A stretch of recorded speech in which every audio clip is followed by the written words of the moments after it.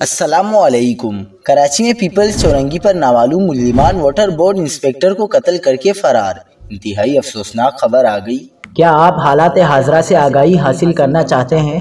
خبر کے پیچھے چھپے اصل حقائق جاننا چاہتے ہیں تو ابھی سبسکرائب کیجئے جلمل پاکستان کو اور ساتھ ہی گھنٹی کے نشان پر کلک کر دیں۔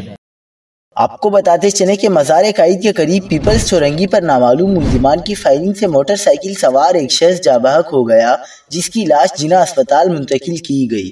مقتول کی شناخت 59 سالہ فہیم حسن ولد سعید حسن کے نام سے کی گئی، جو مکان number 127 block 2 PECHS Tariq road کا رہائشی تھا۔ مقتول کے بھائی ندیم نے نجی ٹی وی کو بتایا کہ فہیم حسن 3 بچوں کا باپ اور واٹر بورڈ میں بطور انسپکٹر ملازم تھا اور لیاقت آباد ٹیکس آفس میں واقع بورڈ کے دفتر میں ڈیوٹی انجام دیتا تھا۔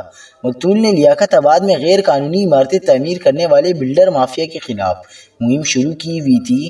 غیر قانونی عمارتیں تعمیر کرنے والے 2 بلڈرز کے خلاف FIR بھی درج کروا رکھی تھی۔